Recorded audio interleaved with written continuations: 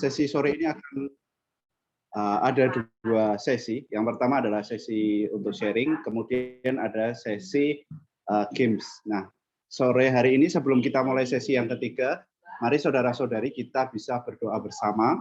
Mungkin saudara-saudari bisa juga saling berdoa ya. Saya akan mulai terlebih dahulu. Amen. Oh Tuhan Yesus.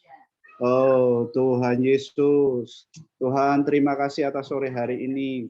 Tuhan, sore hari ini kami boleh datang kembali ke dalam diri-Mu Tuhan, dapatkan diri kami bisa terbuka kepadamu, sehingga pada sesi sore hari ini setiap firman-Mu juga boleh kami dapatkan, sehingga bejana kami ini boleh diisi oleh setiap kebenaran-Mu. Tuhan Yesus, terima kasih Tuhan. Amen. Oh Tuhan Yesus. Amen. Tuhan dapatkan. Amin. Sore hari ini kami berhimpun Tuhan bersama-sama untuk membaca firman-Mu. Amin. Tuhan, disupport oleh kebenaran firman-Mu ya Tuhan. Amin. Ini Tuhan beberapa waktu ke depan, Amin. Tuhan ini Tuhan menjadi orang yang Tuhan belajar terbuka kepada setiap perkataan Tuhan. Tuhan di dalam firman-Mu. Amin. Amin. Tuhan berikan hati kami ya Tuhan, hati yang haus dan dambakan kehendak firman-Mu. Tuhan, apabila kami bertemu dengan firman-Mu ya Tuhan, berikan hati kami hati yang damba mau memakan firman-Mu. Amin. Oh Tuhan Yesus, ya Tuhan Yesus. Tuhan, terima kasih atas kesempatan yang Kau berikan pada kami sore hari ini datang kembali menikmati mengekspresikan firman. Dapatkan firman-Mu, bisa kami bawakan, bisa kami baca dengan baik, dan dengan baik dengan benar Tuhan. Tuhan Yesus, mohon bantuan-Mu, berkat hikmat-Mu Tuhan. Hingga apa yang kami hadap kami Tuhan, kami serahkan di tangan-Mu, di bawah pimpinan-Mu, Engkau yang bekerja. Karena kami itu adalah otoritas di dalam Dikau Tuhan. Engkau yang atas kami Tuhan. Amin. Ya Tuhan, terima kasih Tuhan. Tuhan, Engkau berkati sesi sore hari ini. Dan dapatkan setiap kami orang-orang muda boleh mempelajari kebenaran, boleh mengalami kebenaran, juga mempraktikkan kebenaran dalam kehidupan kami sehari-hari. Tuhan, biarlah Dikau, Tuhan, ini kebenaran kami yang sejati, karena Dikaulah firman kami Tuhan, yang terlukiskan dalam diri kami. Amen. Amen. Baik, saudara-saudari, sebelum kita mulai di sesi yang ketiga, mari kita berkidung bersama-sama ya. Amin. Saya minta kakak host untuk bisa share lagunya. Amin.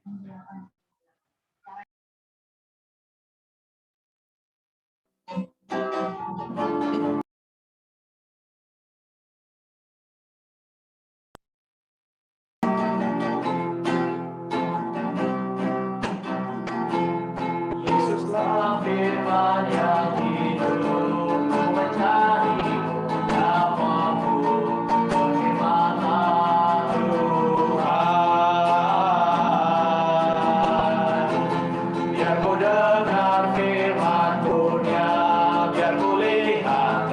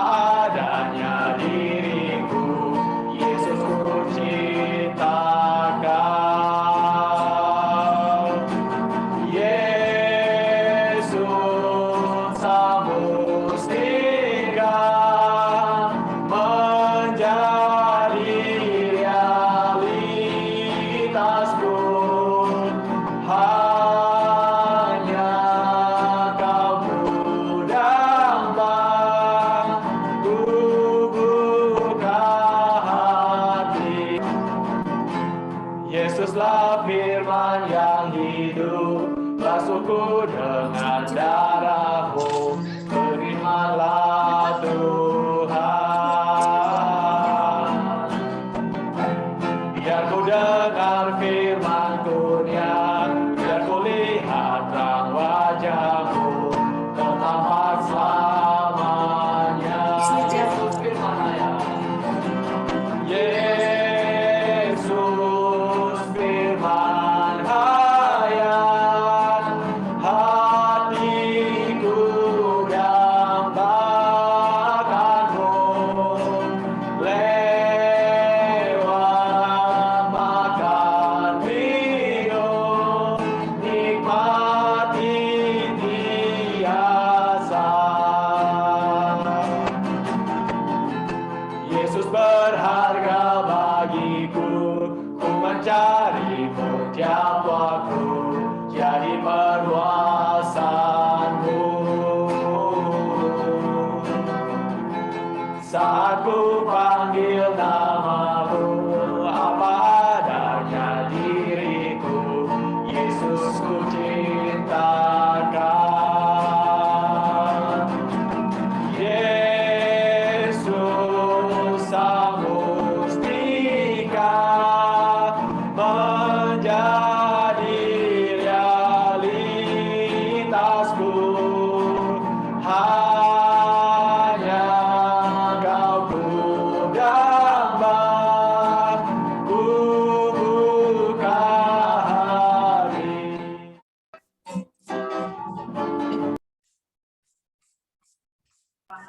Puji Tuhan, ya saudara-saudari. Mari kita proklamirkan saudara bait pertama, saudari bait kedua ya. Amin. Nanti saat kur kita bisa bersama-sama. Untuk saudara bait pertama, Yesuslah firman yang hidup, basuhku dengan darah-Mu. Berfirmanlah Tuhan, biar ku dengar firman kurnia, biar ku lihat wajah-Mu, tertampak selamanya. kurnya bisa bersama-sama. Yesus firman hayat, hatiku dambakan-Mu, lewat makan minum biasa. Nah, bait kedua saudari. Yesus berharga bagiku, mencari-Mu tiap waktu, jadi perluasan-Mu saat ku panggil nama-Mu. Apa adanya diriku, Yesus ku cintakan. Amin. Kita bisa bersama-sama refnya. Ya. Yesus Sang Mustika menjadi realitasku, hanya hamba. Amin. Puji Tuhan, saudara-saudari. Semoga Tuhan Yesus terus menjadi firman hayat kita, yang sehingga hati kita terus mendambakan Dia, sehingga lewat makan minum melalui firman-Nya kita boleh menikmati Dia biasa. Baik, saudara-saudari, kita akan mendengarkan firman dari Saudara Eko. Saya persilahkan waktu dan tempat. Amin. Oke, baik, saudara-saudari, adik-adik sekalian, kita bersyukur pada Tuhan. Tadi pagi kita sudah menyelesaikan pembacaan 1 dan 2 Timotius. Ya, pesan kami tadi, ini hanya pencicipan, perlu terus kita baca ulang sampai betul-betul kita tersusun ya, menjadi seperti Timotius hari ini. Ya, yang sejak muda mengenal firman, sejak muda ya memiliki perhatian kepada pekerjaan Tuhan, sehingga Paulus mengakui bahwa Timotius ini adalah rekan sekerja yang sehati sepikir dengan dia. Sehingga Paulus berani, meskipun Timotius masih muda, ya, Paulus mengutus Timotius untuk melayani ya jemaat di Efesus, membawa ya orang-orang percaya untuk kembali kepada ekonomi Allah, ya, kembali kepada rencana Allah. Dengan Kristus sebagai pusatnya dibandingkan dengan sibuk dengan ajaran-ajaran yang lain, ya, itu yang perlu dihindari.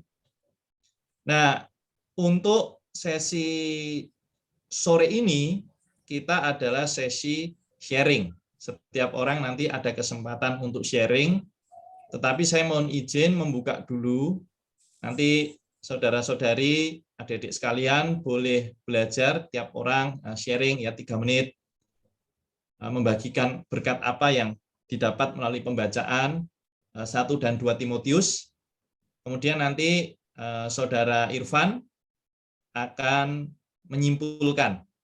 Nah, saya akan lebih banyak membahas di 1 Timotius. Nanti Kak Irfan akan membantu kita melihat 2 Timotius ini dengan lebih detail ya. Nah, untuk 1 Timotius tadi kita sudah belajar di pagi hari. Pokok daripada 1 Timotius ini adalah mengenai ekonomi Allah terhadap gereja atau rencana Allah terhadap gereja. Nah, dari 6 pasal yang sudah kita baca, saya menyimpulkan menjadi 4 poin. Ya. 4 poin ini yang pertama adalah kita perlu menjaga hati nurani yang suci. Yang kedua adalah kita perlu bertumbuh dalam kebenaran. Ketiga adalah kita perlu bertekun dalam membaca Alkitab. Dan yang terakhir, yang keempat, kita perlu menempuh kehidupan manusia Allah. Ya. Nah, nanti kita akan membaca ada 1 ayat yang menyebutkan ya perkara menempuh kehidupan manusia Allah di dalam surat 1 Timotius. Nah, saya mohon izin untuk kembali share screen ya. Saya akan membagi beberapa ayat-ayat kunci ya yang sudah saya sebutkan tadi. Baik, kita akan membaca lagi ayat yang ada di depan ya. 1 Timotius 4 lalu 19 itu saudara ya, mahasiswa begitu yang membaca. Kemudian 1 Timotius 3 ayat 8 dan 9 saudari atau para mahasiswi ya. Kita boleh buka mic kita. Yuk para saudara, para mahasiswa boleh baca sama-sama 1 Timotius 1 ayat 4 dan 19. Dipersilahkan. Silakan. Ataupun sibuk dengan dongeng dan istilah yang tidak putus-putusnya, yang hanya menghasilkan kesalahan belaka dan bukan tertib hidup keselamatan yang diberikan Allah dalam iman. Amen. Lanjut 19. Beberapa orang telah menolak hati nuraninya yang suci itu, dan karena itu kandaslah iman mereka. Dari ayat 8 dan ayat 9, pasal 3 ayat 8 dan ayat 9. Demikian juga diaken haruslah orang terhormat, jangan bercabang lidah, jangan penggemar anggur, jangan serakah, melainkan orang yang memelihara rahasia iman dalam hati yang suci. Baik, saudara-saudari sekalian, kita perlu yang pertama adalah menjaga hati nurani yang suci. Ya, apa itu hati nurani? Saudara-saudari, kalau di tangan kita ya, kita memiliki Alkitab ya, di mana Alkitab ini adalah firman Tuhan. Puji Tuhan, Allah kita bukan hanya memberikan Alkitab ya di tangan kita, tetapi Dia juga mengaruniakan roh ya di dalam kita. Nah, roh ini juga adalah ya di satu aspek dia adalah, tadi kita sudah mengenal perkara ekonomi Allah ya, dia adalah Roh Kudus, roh pemberi hayat, roh yang menguduskan kita, yang berbicara secara subjektif kepada kita.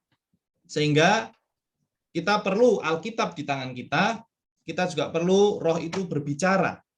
Nah, bagaimana Roh itu berbicara di dalam kita, saudara-saudari sekalian, itu sangat berkaitan dengan bagaimana kita menjaga hati nurani kita. Ya, nanti Saudara Irfan akan lebih banyak yang membahas perkara ini. Tetapi di sini saya cuma memperlihatkan ya, bahwa orang-orang yang meninggalkan Tuhan, ya, adalah orang-orang yang menolak hati nuraninya, menolak pembicaraan Tuhan di dalam diri mereka. Ya, sehingga dikatakan apa? Kandaslah iman mereka. Ini seperti perahu ini bocor begitu, sehingga perahu ini tenggelam. Ya, kandaslah, ya, seperti menggunakan kata-kata kapal yang kandas, kapal yang tenggelam. Ya, kenapa? Karena berkaitan dengan hati nurani, berkaitan dengan pembicaraan Allah di dalam kita. Ya, bandingkan dengan orang-orang yang melayani, yang ditunjuk oleh Rasul untuk melayani.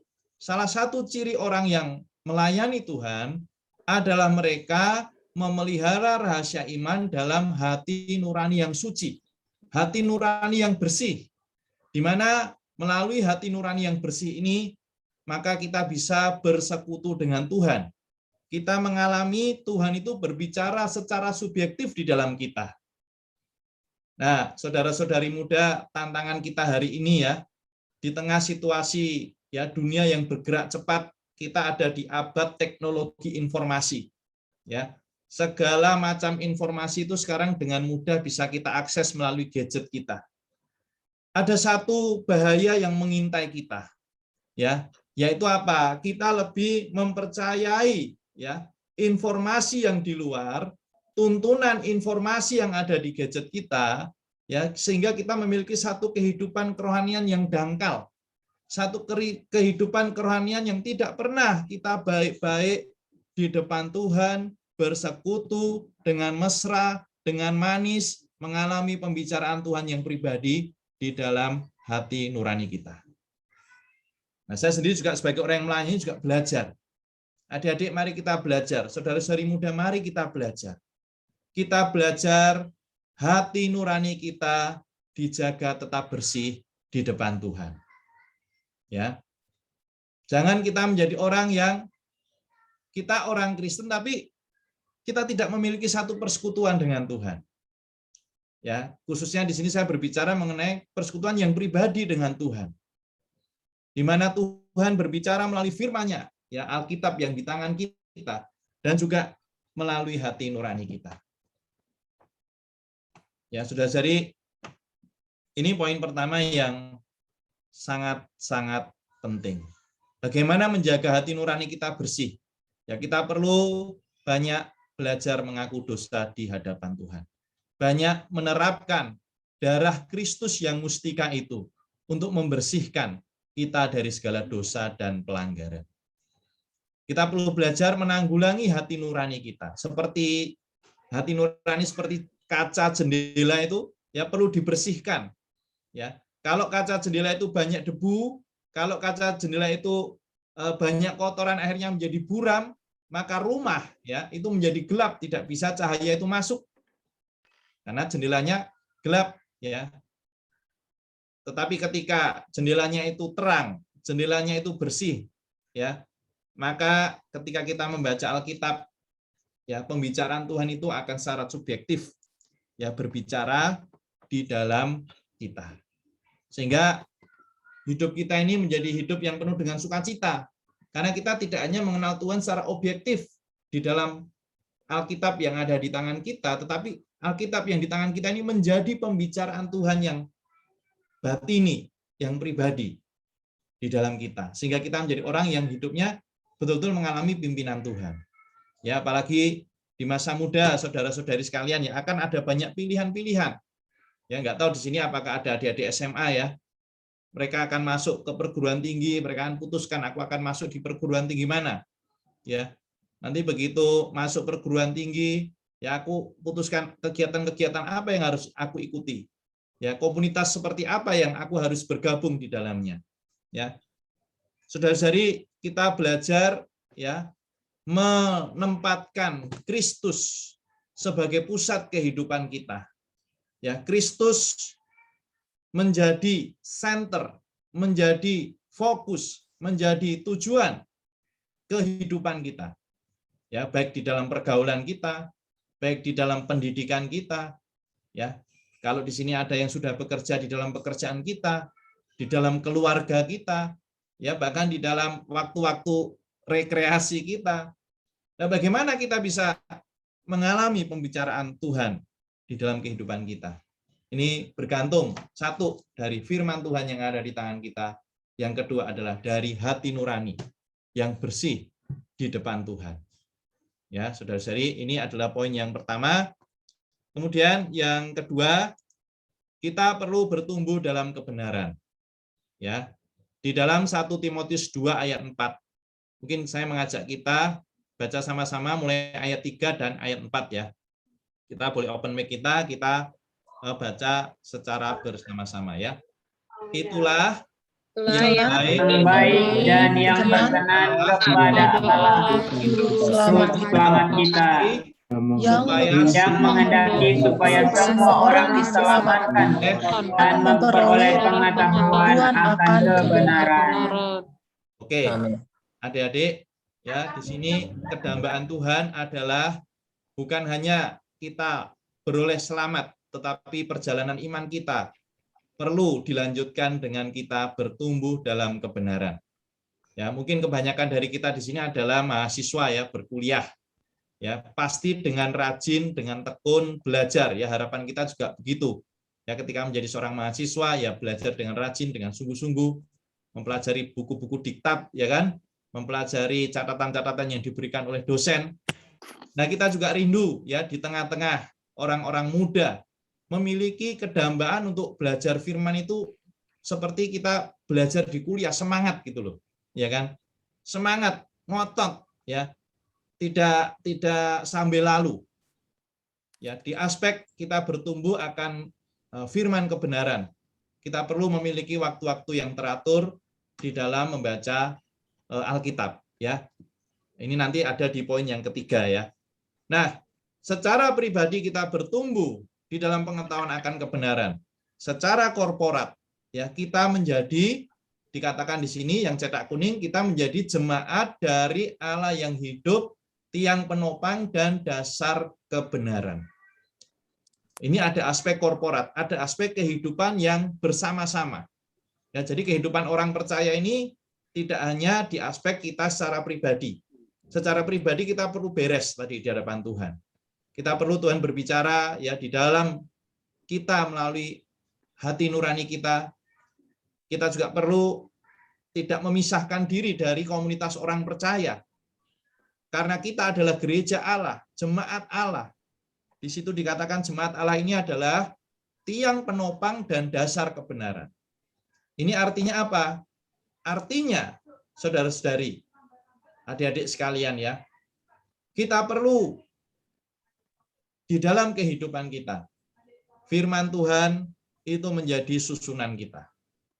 Ya, firman Tuhan itu menjadi bagian kehidupan kita yang sehari-hari. Kita tidak hanya membaca Alkitab seminggu sekali, ya. Kalau kita ibadah minggu, baru Alkitab kita dibuka. Tapi perlu apa? Setiap hari. Karena itu kita ada namanya Bible for Youth, kelompok pembacaan Alkitab. Ya, membantu kita untuk memiliki kehidupan membaca Alkitab. Ya, ada yang seminggu 3 kali, ya, ada yang bahkan setiap hari. Ya, itu sangat baik. Ya, mari kita terlibat di dalam kelompok-kelompok pembacaan Alkitab ini. Ya, nah, ini tadi ya bertumbuh dalam kebenaran. Ya, secara praktis adalah kita perlu bertekun dalam membaca Alkitab. Ya, oke, kita baca lagi sama-sama. Sekarang saudari dulu ayat 13, kemudian saudara ayat 16 ya. Yuk saudari, para mahasiswi, para pemudi, kita baca. Sementara itu sampai aku datang, bertekunlah dalam membaca kitab suci, dalam membangun dan dalam mengajar. Amin. Yang para saudara mahasiswa pemuda, Silakan. Awasilah dirimu sendiri dan awasilah ajaranmu. Bertekunlah dalam semuanya itu, karena dengan berbuat demikian engkau akan menyelamatkan dirimu dan semua orang yang mendengar. Baik, Rasul Paulus berpesan pada Timotius ya, satu, bertekun dalam membaca Alkitab, ya, membaca kitab-kitab suci. Ya. Kemudian awasilah dirimu sendiri dan awasilah ajaranmu. Artinya apa? Makin kita membaca Alkitab, hidup kita ini semakin diserupakan dengan Kristus. Ya, kita tidak mau juga kita menjadi ahli Taurat ya. Wah, kita Alkitab sudah hafal, luar kepala ya. Tapi cara hidup kita ini jauh dari prinsip-prinsip firman Tuhan yang tiap hari kita baca.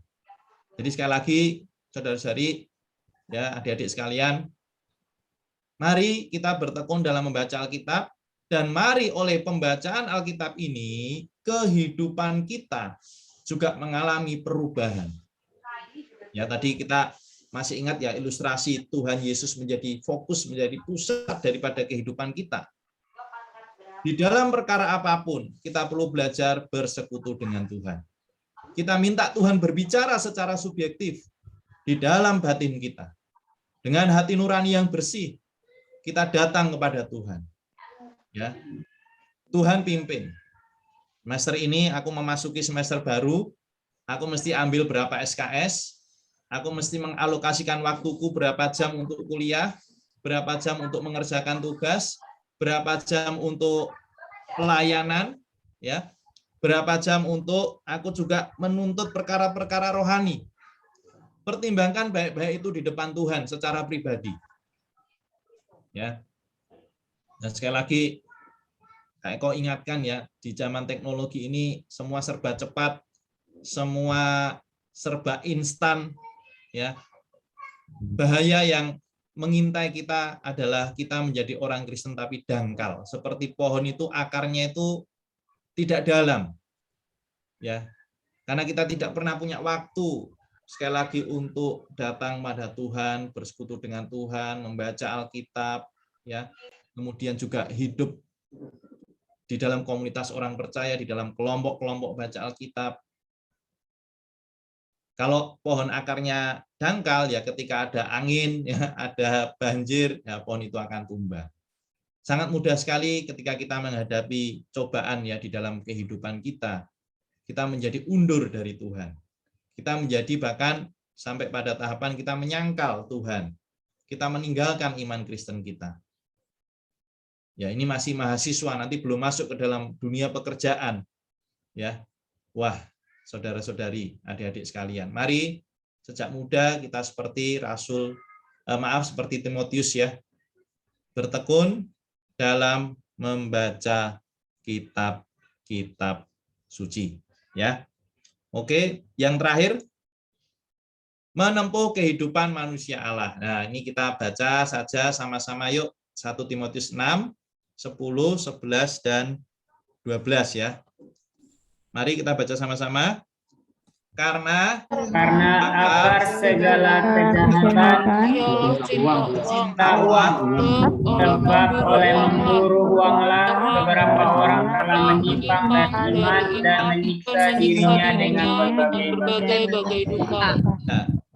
Tapi yang kau hai manusia Allah,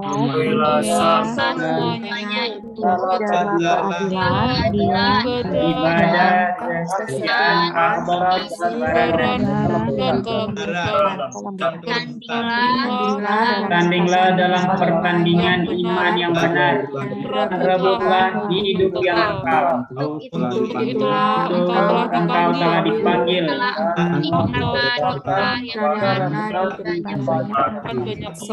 Banyak saksi. Dikatakan yang benar di depan banyak saksi. Amin ya. Adik-adik ya, saudara-saudari muda sekalian, ini ada satu kalimat yang sangat khusus ya.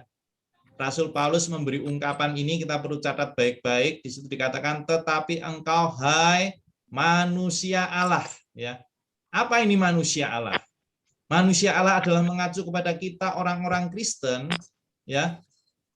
kita sudah percaya kepada Tuhan Yesus, kita sudah dilahirkan kembali oleh Roh Kudus, kita menerima kehidupan Tuhan di dalam kehidupan kita. Kita menerima hayat Tuhan yang masuk ke dalam kita, sehingga saudara-saudari, kita memang adalah manusia, tetapi di dalam kita ya ada Kristus sebagai hayat kita. Ada sifat-sifat Allah yang bisa kita tampilkan di dalam kehidupan kita. Sifat-sifat ini apa? Sifat-sifat ini adalah keadilan, ibadah, kesetiaan, kasih, kesabaran, kelembutan. Dan ini berlawanan dengan kondisi dunia pada zaman ini. Tadi kan kita sudah juga membahas ya. Nanti Saudara Irfan mungkin membahas lebih detail ya, kondisi dunia itu cinta akan uang, cinta akan diri sendiri, ya kan? Nah, sekarang uang itu menjadi tolak ukur ya kesuksesan seseorang. Ya. Dan kita juga bisa juga punya mindset begitu. Ya, nanti kita lulus, kita akan pilih, pokoknya aku mau pilih pekerjaan yang menghasilkan banyak uang ya. Jadi pertama-tama ini cari uangnya dulu. Bukan pekerjaan yang bisa membawa berkat. Ya. Saya memiliki teman ya, dia seorang dokter. Ya, dia bisa saja setelah lulus dia membuka praktek ya di kota besar, mendatangkan banyak uang ya. Tapi dia lebih memilih ya pergi ke Indonesia Timur. Dia mengabdikan diri ya di satu daerah ya yang di sana dia bisa menjadi berkat bagi masyarakat di sana. Karena dia rindu ya melalui pekerjaannya ini kasih Tuhan juga bisa dinyatakan. Nah, saudara-saudari, di zaman ini ya adalah zaman materialisme. Nah, kita lihat sendiri ya, kalau YouTuber ya wah memamerkan ya gerbek rumah ya, wah rumahnya wah besar sekali seperti istana ya. Kemudian apa misalnya makan apa namanya masak seharga puluhan juta ya, kemudian dibuat apa ininya dipertontonkan ya, dapat banyak apa banyak komen, banyak like, wah mendatangkan uang. Jadi segala sesuatu diukur dari uang di dunia sekarang ini. Tapi saudara-saudari, apakah kita masih bisa memegang nilai-nilai kekal? Kita tidak mengukur segala sesuatu dari uang. Aku menjadi mahasiswa, aku melatih diriku menempuh kehidupan manusia Allah, aku mengejar keadilan, aku mengejar ibadah, aku mengejar kesetiaan, ya, mengejar kasih, kesabaran, kelembutan. Dan di sini Rasul Paulus mengatakan apa? Kita perlu bertanding dalam pertandingan iman yang benar. Jadi kita perlu melihat hidup kita ini adalah sebuah pertandingan. Ya, kita merebut hidup yang kekal. Ini berkaitan dengan pahala di zaman yang akan datang. Kalau hari ini kita sungguh-sungguh, kita tidak mengejar, ya tidak melulu mengejar ya sesuatu yang material. Ya, bukan berarti kita tidak perlu uang, tapi kalau semua akhirnya kita nilai dengan uang, oh saudara-saudari, kita akan menjadi orang-orang yang ya sama seperti orang-orang di dunia hari ini. Ya, kita hari ini perlu menjadi atau perlu menempuh kehidupan manusia Allah. Kita manusia, tetapi di dalam tingkah laku kita, perkataan kita, perbuatan kita, pola pikir kita, ya mindset kita, semuanya di sana ada Allah yang terekspresikan. Mengapa bisa demikian? Karena firman Tuhan menuntun hidup kita. Karena hati nurani kita bersih, ada roh Tuhan di dalam roh kita yang menuntun kita, yang memimpin kita. Oke, saya pikir saya sampai di sini. Kita nyanyikan lagi kidung yang tadi ya. Mungkin host bisa siapkan satu putaran saja. Lalu kita ada waktu 20 menit sampai pukul 5 sore. Kita boleh saling sharing ya, semua belajar sharing. Nanti pukul 5 sampai 5.15 Saudara Irfan akan membantu kita menyimpulkan dari kitab 2 Timotius ya. Mari kita nyanyikan lagi kidung yang tadi kita nyanyikan ya. Amin.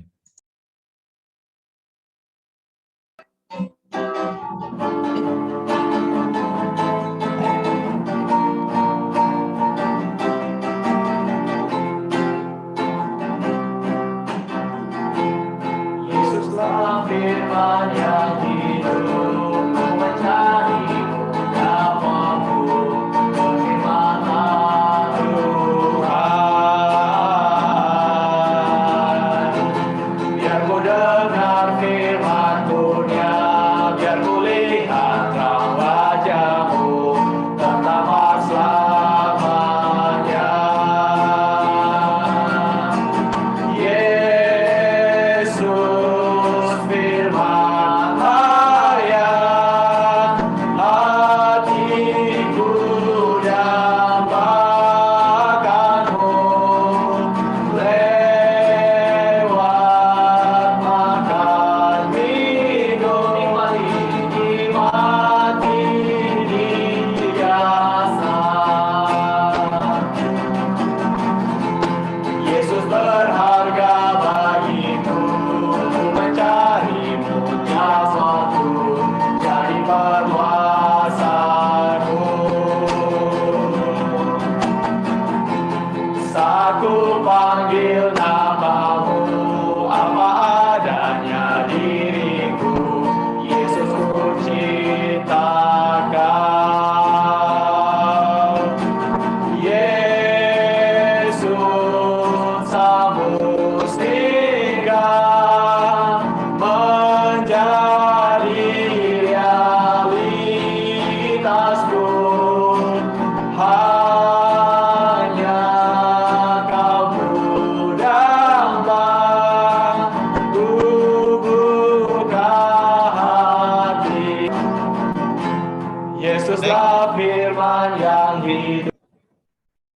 Kita mempersilahkan saudara-saudari muda ya, kita belajar seperti Timotius ya, kita tidak malu bersaksi, kita belajar di sini saling berbagi berkat, berbagi nikmat dari pembacaan 1 dan 2 Timotius di pagi hari. Dipersilahkan.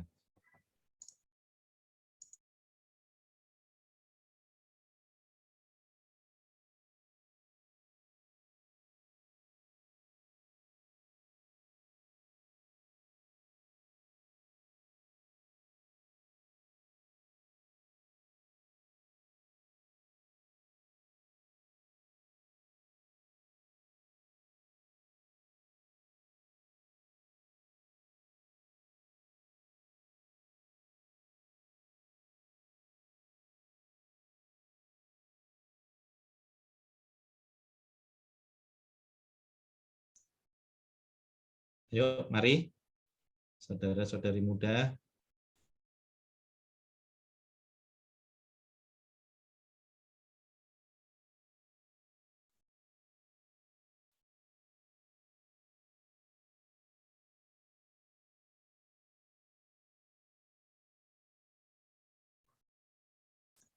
Mungkin ada kakak gembala boleh ya mendorong dulu nih, mungkin masih malu-malu nih.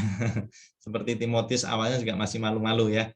Perlu dorongan dari Paulus. Coba tadi yang satu kelompok sama Kak ini deh, Kak Kurniawan tadi siapa? Boleh di. Amin. Ya, silakan, Saudara Martin ya. Saya menikmati tapi bukan dari 1 Timotius, di 2 Timotius tidak apa-apa ya. Ya, silakan. Amin. Sebentar. Saya buka dulu.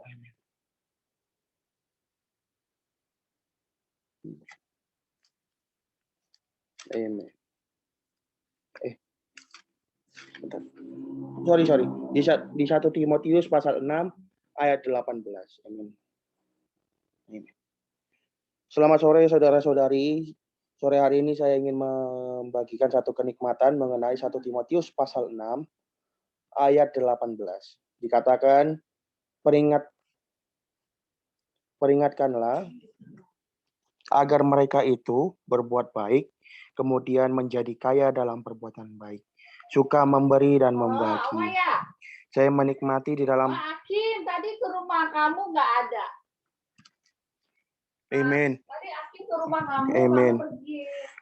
Saya menikmati di ayat 18 ini karena di sini ada satu pewahyuan melalui Allah, di mana Allah mengingatkan Timotius bahwa kita harus perlu berbuat baik, menjadi kaya di dalam perbuatan baik, kemudian suka memberi dan membagi.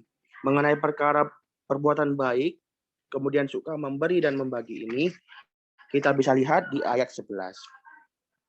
Dikatakan di ayat 11, tetapi engkau, hai manusia Allah, jauhilah semuanya itu, kejarlah keadilan, ibadah, kesetiaan, kasih, kesabaran, dan kelembutan.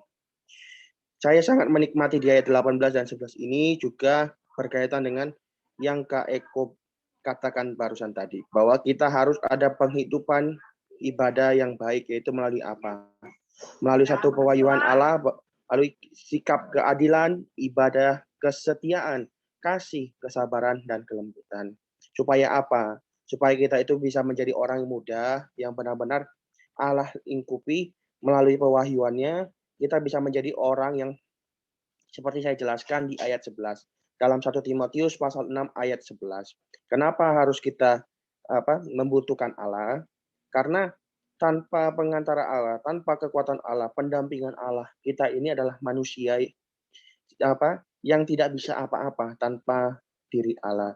Maka daripada itu, kita harus melihat kembali. Kita harus mendambakan bahwa kita perlu ada satu pertumbuhan, ada satu kedambaan menikmati ministry firman, supaya apa? Supaya ada penuntunan melalui firman. Melalui Allah di dalam kita, Dia bisa menuntun setiap perkara aktivitas kita. Amin. Puji Tuhan.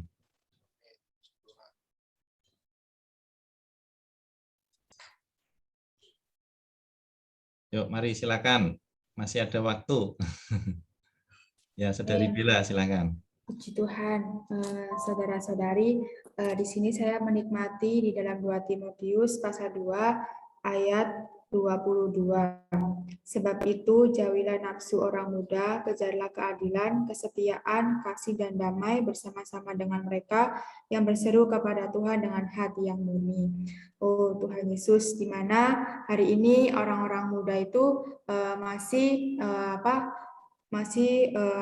mendekati nafsunya gitu. Dimana hari ini kita juga perlu melihat bahwa orang-orang muda hari ini perlu diselamatkan dari hal-hal dunia hari ini. Karena hal-hal duniawi hari ini tuh bukanlah berasal dari Allah, tetapi berasal dari si iblis gitu, musuh Allah.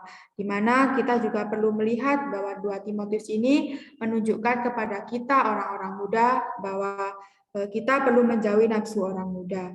Dan di sini dikatakan bahwa Timotius itu tidak hanya berjaga-jaga terhadap kerusakan yang ada di luaran dari gereja-gereja, tetapi Timotius ini juga menunjukkan kepada kita bahwa dia juga harus berwaspada dan berjaga-jaga terhadap nafsu dari dalam dirinya sendiri, dan juga ia menghindari kerusakan yang dari luar, juga harus menjauhi nafsu yang dari dalam. Begitu pula dengan diri kita, saudara-saudari, di mana kita sebagai orang-orang muda khususnya, kita perlu berwaspada terhadap nafsu dari dalam diri kita, dan tidak hanya situasi yang di luar kita, tetapi dalam diri kita juga perlu diwaspadai. Dan di sini juga kita perlu memiliki sikap yang adil terhadap diri kita sendiri, dan juga sikap beriman terhadap Allah dan kasih terhadap orang lain. Di mana di dalam ayat 23 dikatakan, hindarilah soal-soal yang dicari-cari, yang bodoh dan tidak layak.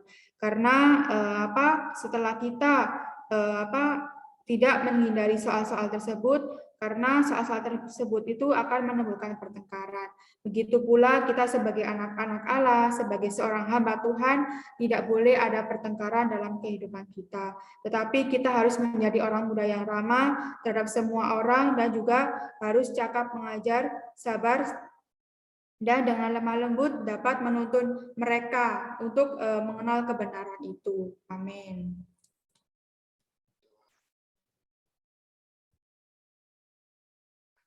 Puji Tuhan, saudari, saya juga menikmati dalam kitab 1 Timotius. Sungguh di dalam pokoknya itu ekonomi Allah di dalam gereja. Hari ini bagaimana kita bisa mengenal ekonomi Allah, yaitu kita perlu mengenal firman-Nya. Timotius adalah seorang yang sangat muda, saudara-saudari. Jadi kita melihat bagaimana Timotius juga masih ada keraguan, juga takut. Tetapi di sini Rasul Paulus sebagai bapak rohani daripada Timotius mendorong Timotius bahwa beberapa orang itu telah menyeleweng dan menyimpang daripada ekonomi Allah yang disebutkan ajaran sehat. Tapi saya terkesan di dalam perkara Timotius ini dipercayakan tugas untuk menolong setiap orang-orang yang telah menyimpang. Sebagai contoh tadi Rasul Paulus juga menyebutkan ada beberapa orang yang telah menyimpang dan menolak hati nuraninya, sehingga hati nurani mereka kandas. Nah, dari perkara ini kita juga senantiasa diingatkan kembali bagaimana kita perlu mengenal firman itu, yaitu diri Tuhan sebagai firman yang hidup. Dari perkara ini juga saya mengucap syukur pada Tuhan, firman-Nya ini terus disingkapkan. Ketika kita datang kepada firman, kita juga perlu melihat bahwa ini berhubungan dengan ekonomi Allah atau ajaran sehat. Hari ini di dalam zaman yang gelap ini kita perlu senantiasa mengenal firman-Nya. Dan firman itu menjadi satu ajaran yang sehat bagi penghidupan gereja kita. Puji Tuhan.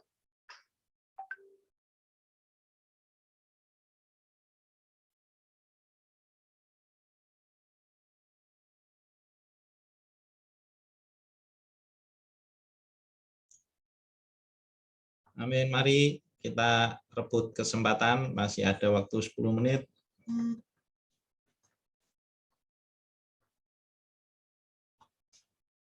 Kita perlu belajar seperti Timotius ya, tidak perlu malu untuk memberitakan firman kebenaran. Ya, kita semua sama-sama belajar kok. Ayo.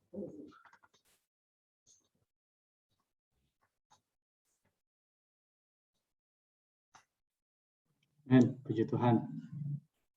Saudara-saudari, tadi kita sudah sangat mendengar ya bahwa Timotius itu muda, tapi justru karena dia muda, dia dipilih untuk menjadi orang yang menyelamatkan orang-orang yang telah menyimpang dari ajaran yang sehat. Dan saya juga mengucap syukur banyak di sini orang-orang muda. Artinya saudara-saudari pada sore hari ini adalah orang-orang pilihan Allah, orang-orang yang akan dipakai Allah untuk memberikan ajaran-ajaran yang sehat kepada teman-teman kita. Kenapa? Karena di 2 Timotius pasal 1 ayat 9 di sana dituliskan, dialah yang menyelamatkan kita dan memanggil kita dengan panggilan kudus, bukan berdasarkan perbuatan kita, melainkan berdasarkan maksud dan kasih karunia-Nya sendiri yang telah dikaruniakan kepada kita dalam Kristus Yesus sebelum permulaan zaman. Amin. Saudara-saudari, Anda dan saya ada di sini adalah karena Allah memilih kita. Amin. Saudara-saudari, di atas pemilihan Allah ini kita perlu merespon gitu ya. Kita perlu seperti yang dikatakan Paulus kepada Timotius. Kita perlu memberitakan perkataan firman ini dengan terus terang dan sungguh-sungguh gitu ya. Jadi kita perlu menjadi orang yang memberitakan firman ini. Kita perlu membicarakan firman kepada orang-orang. Dari mana awalnya? Mungkin dari kita sharing sore hari ini. Saudara-saudari, memang tidak mudah gitu ya. Rasul Paulus juga mengalami beberapa penderitaan ketika dia memberitakan firman. Tetapi ada perkataan yang menguatkan di 2 Timotius pasal yang keempat ayat yang ke-17. Di sana Rasul Paulus mengatakan, tetapi Tuhan telah mendampingi aku dan menguatkan aku, supaya dengan perantaranku Injil diberitakan dengan sepenuhnya dan semua orang bukan Yahudi mendengarkannya.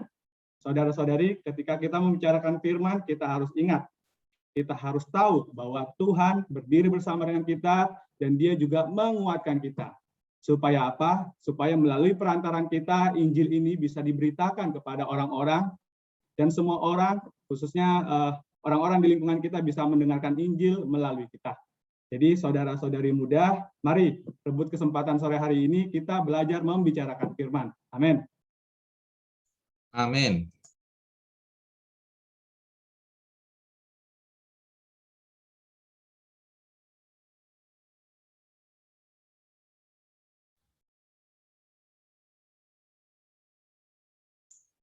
Mari, masih ada 7 menit ya. Mungkin 3 orang lagi begitu. Silakan.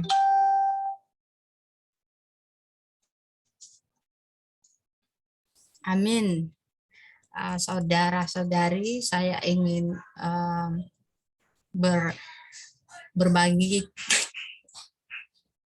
Di sini tadi saya menikmati bahwa bertekun dalam membaca Alkitab. 1 Timotius pasal 4 ayat 13. Sementara itu sampai aku datang, bertekunlah dalam membaca kitab suci, dalam membangun, dalam mengajar. Nah, ayat ini kembali mengingatkan saya atau mengajarkan kita orang-orang muda yang masih awal-awal dalam membaca Alkitab untuk kita selalu tekun, untuk kita selalu membaca kitab suci. Walaupun terkadang kita berpikir saya tidak mampu, saya tidak ada pengajaran yang matang, tetapi dengan bertekun firman Tuhan di Timotius 2 Timotius pasal 2 untuk menyatakan saya tidak usah malu. Jadi setiap saya malu, hati saya menguatkan kembali gitu, menguatkan kembali untuk berbicara firman Tuhan. Dan tanpa saya sadari hari ini saya telah berkata tentang firman Tuhan, walaupun tidak sesempurna mungkin. Kemudian saya juga menikmati di 1 Timotius pasal 4 ayat 16, awasilah dirimu sendiri dan awasilah ajaranmu. Bertekunlah dalam semuanya itu, karena dengan berbuat demikian engkau akan menyelamatkan dirimu dan semua orang yang mendengar engkau. Saudara-saudari semua, firman Tuhan ini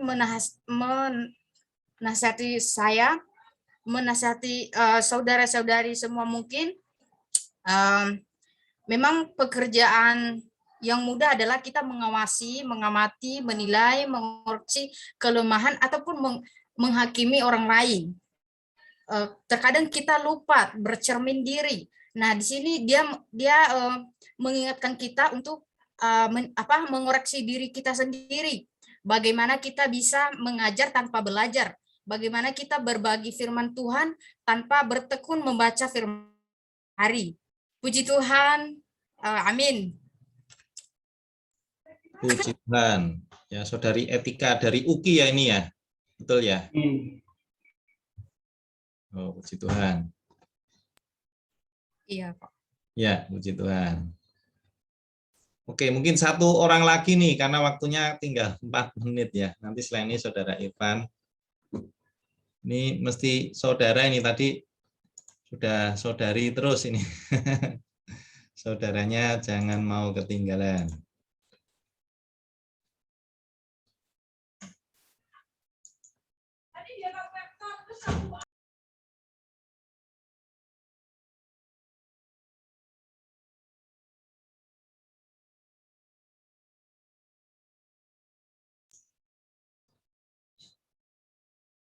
Ayo, jangan malu-malu. Amin, puji Tuhan. Ya, puji Tuhan. Silakan. Puji Tuhan ya.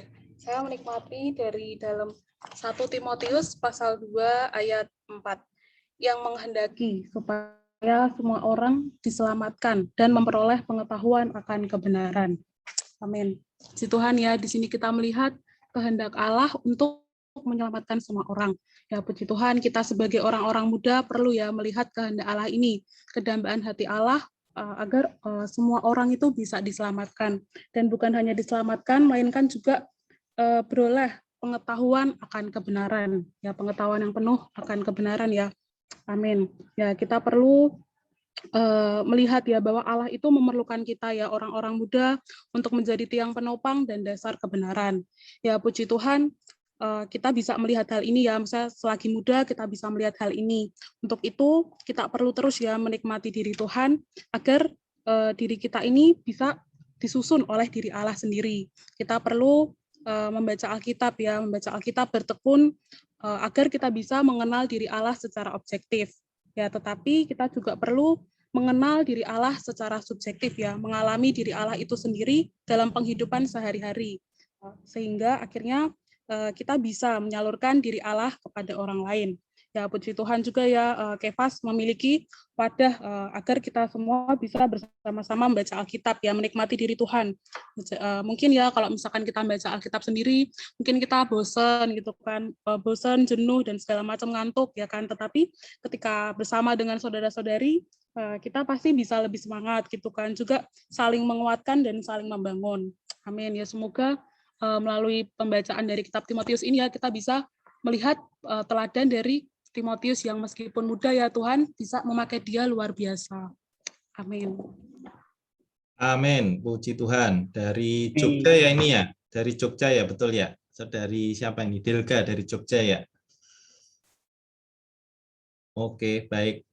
Puji Tuhan. Ini kesempatan berikutnya adalah Kak Irfan ya yang akan membantu kita menyimpulkan melalui surat 2 Timotius. Dipersilakan Kak Irfan.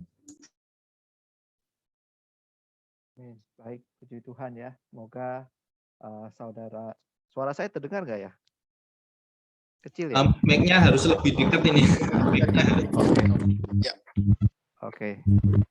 Sebentar atau nggak apa-apa deh.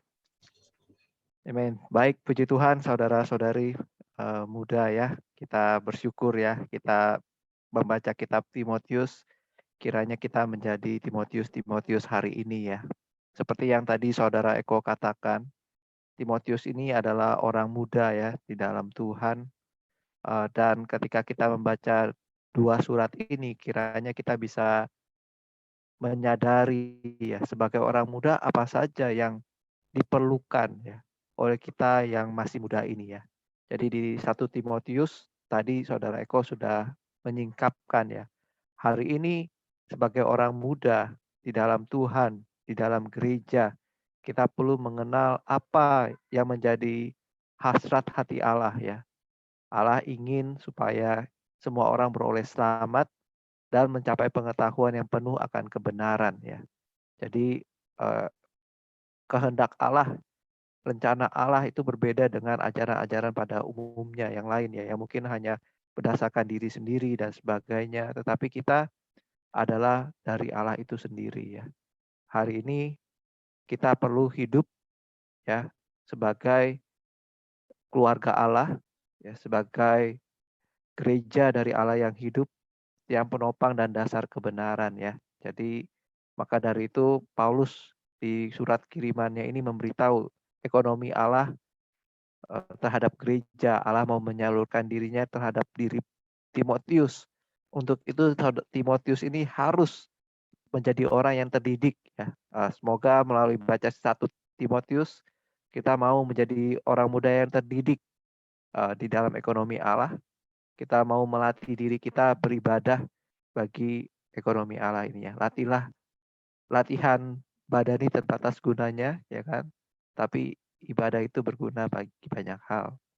Kemudian kita perlu menjaga kemurnian kita menjadi manusia Allah di dalam ekonominya.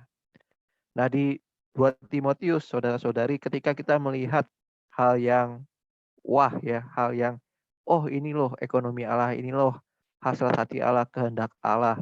Lalu kita mau berbagian di dalamnya, berbagian di dalam pekerjaan Allah, kehendak Allah. Ketika mulai melayani, apa yang didapatkan oleh Timotius? Dia mendapatkan gereja kok tidak seperti yang dikatakan di surat 1 Timotius ini ya. Gereja ini, orang-orang yang saya layani ini merosot. Ya, merosot sampai ke tahap yang mana? Sampai ke tahap ya tadi yang saudara Eko katakan ya. Tahap di mana dunia ini membuat manusia tidak lagi mencintai Tuhan. Orang-orang yang ada di dalam gereja tidak lagi bagi ekonomi Allah, tetapi bagi diri mereka sendiri ya. Jadi mereka hanyut oleh dunia ya, oleh pelesiran ya. Jadi semoga ketika kita baca 2 Timotius ini, kita dikuatkan ya. Kalau misalkan hari ini kalian berkuliah, kalian di pandemi ya, melihat teman-teman tidak ada yang mengasihi Tuhan, mengasihi firman Tuhan. Banyak yang malas bersidang, beribadah online, tunggu offline baru mau bersidang. Saudara-saudari muda, hati-hati. Ini adalah ciri-ciri kemerosotan ya. Iblis begitu kuatnya ya, ingin mengambil waktu muda kita semua ya. Waktu-waktu kita itu bisa dimakan habis oleh si musuh. Sedikit demi sedikit menyimpangkan kita, sedikit demi sedikit membuat kita merosot ya. Tunggu nanti, akhirnya nggak pernah, dan akhirnya makin merosot, makin menyimpang, makin menjauh daripada Tuhan. Nah, ketika baca 2 Timotius, kita ada suntikan, ada penangkalnya, dan semoga kita bisa mendapatkan ini semua. Kita mau menerima ini semua ya. Tadi di awal kan sesi pagi ya, Saudara Germin sempat sharing ya mengenai vaksin. Hari ini di pemerintah juga menyarankan, mewajibkan ya untuk vaksinasi ya. Mengapa? Karena ini menyelamatkan dari kematian ya kan. Virus itu begitu kuatnya.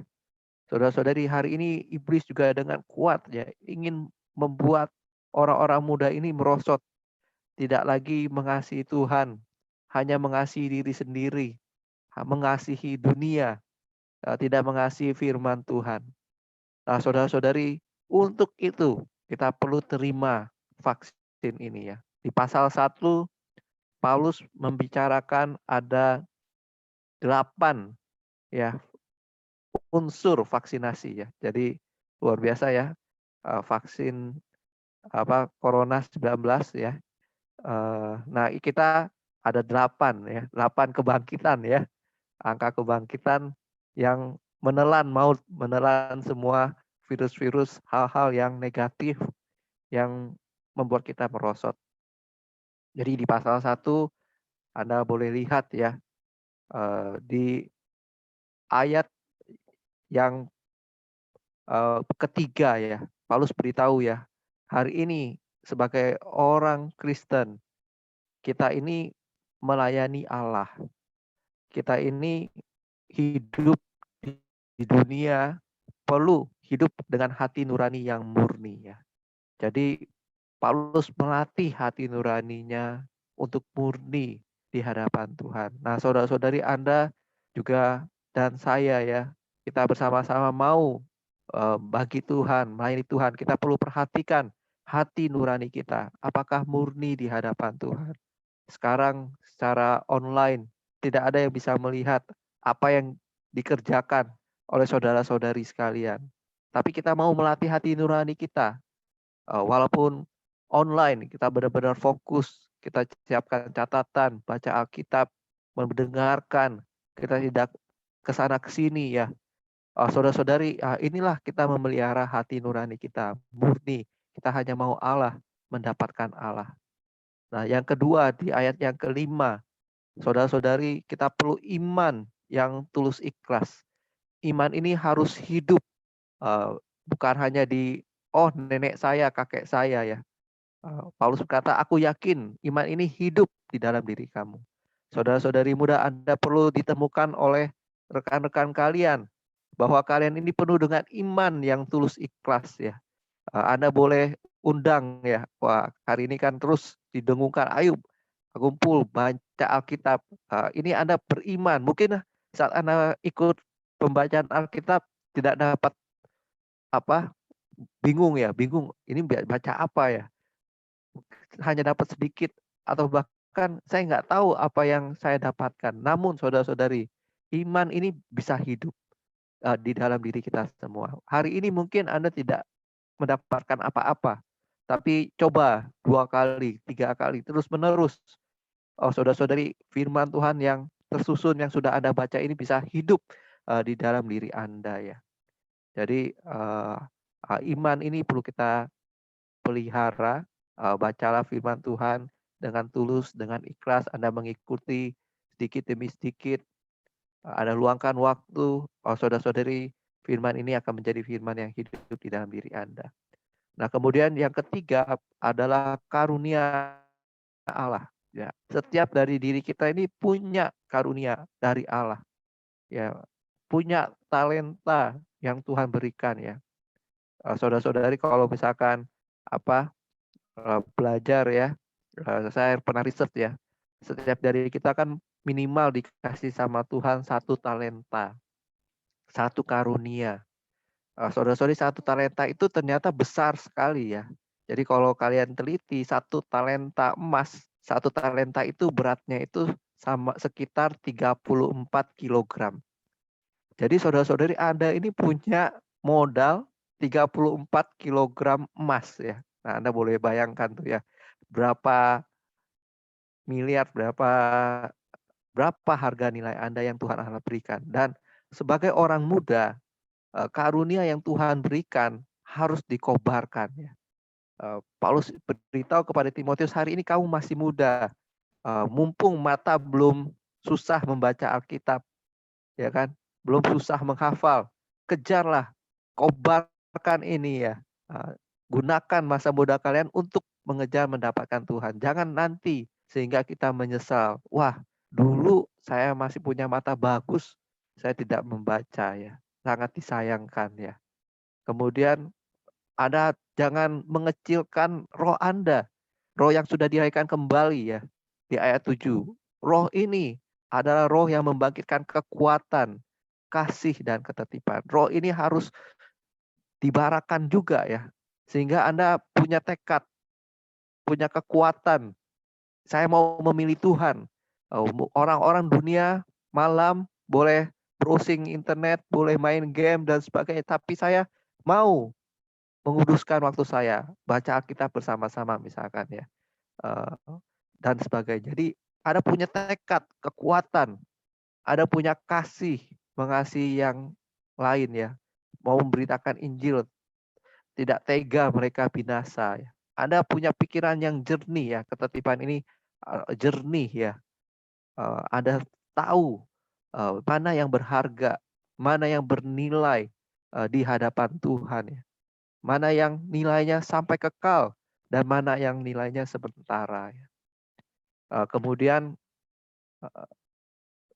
yang kelima ya, ini adalah anugerah Allah ya. Anugerah ini menyelamatkan, memanggil kita sehingga kita bisa menerima anugerahnya hari demi hari.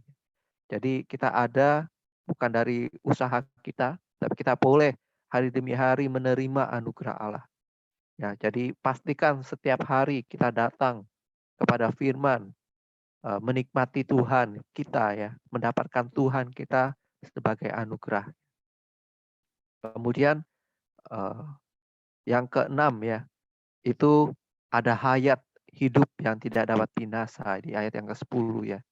Jadi dia menelan maut, kan? Kemudian yang ke-7 ada ajaran yang sehat ya. Jadi saudara-saudari, dunia penuh dengan kebohongan, penuh dengan dusta, tapi firman Tuhan ini adalah ajaran yang sehat, yang menguatkan dan nilainya sampai kepada kekekalan. Kita perlu ikuti ajaran yang sehat ini ya.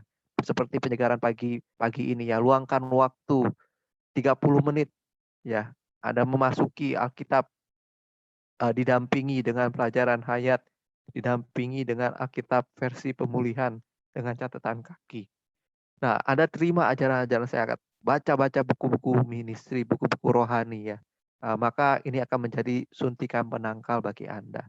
Dan yang terakhir, yang ke-8 ayat 14, ada Roh Kudus itu sendiri tinggal di dalam Anda ya. Di dalam Yohanes juga dikatakan Roh ini mengajar, mengurapi kita senantiasa ya.